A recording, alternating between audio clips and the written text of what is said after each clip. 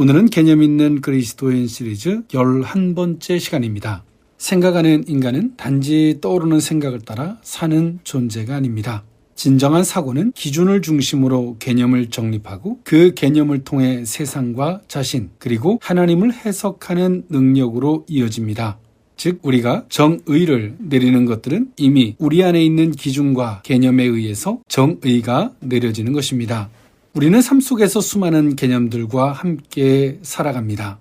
자유, 정의, 진리, 사랑, 신앙, 은혜와 같은 단어들이 우리의 가치관과 행동을 결정짓게 됩니다. 그러나 이러한 개념들이 어떤 기준 위에서 정의되었는지 또 그것들이 정확하고 타당한 정의인지를 의식적으로 점검하는 경우는 드뭅니다.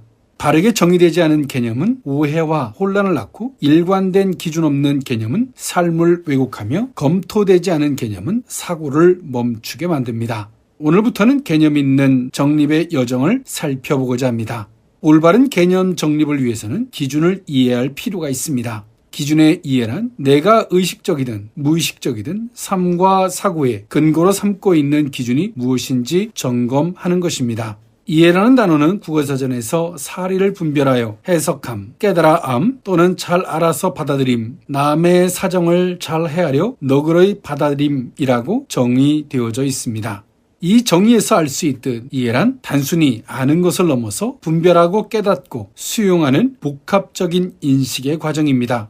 인간은 어떤 판단이나 해석을 내릴 때 자신이 축적한 지식과 경험, 즉 알고 있는 모든 것을 동원하게 됩니다.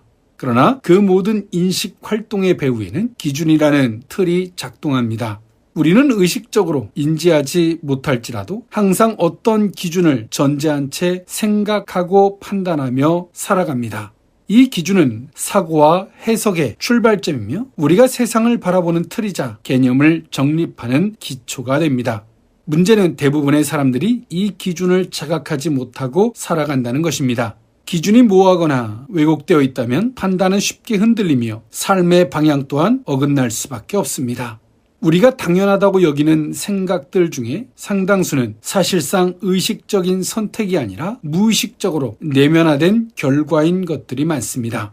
우리는 스스로 판단할 수 있는 능력을 갖게 되기 전부터 가정과 학교, 사회, 미디어 등 다양한 경로를 통해 비판 없이 주입된 가치관을 받아들입니다. 어린 시절부터 형성된 경험과 습관, 가르침, 지역 문화와 토속신앙, 전통, 종교, 가정환경 등이 복합적으로 작용하며 우리의 사고방식과 판단 기준을 결정짓게 됩니다. 그러나 우리는 이렇게 형성된 기준이 과연 옳은 것인지 스스로 물어야 합니다. 우리는 자신이 의식적으로 또는 무의식적으로 세워놓은 기준을 따라 열심히 살지만 때로는 실패하거나 어려움에 빠지기도 합니다. 그럼에도 우리는 그 결과를 우리가 가지고 있는 기준의 문제로 보지 않고 단지 운명론으로 치부하거나 환경 또는 다른 사람의 탓으로 돌리면서 막연히 잘 되기만을 바랍니다. 하지만 삶의 결과들은 결국 내면에서 작동하고 있던 기준의 결과입니다.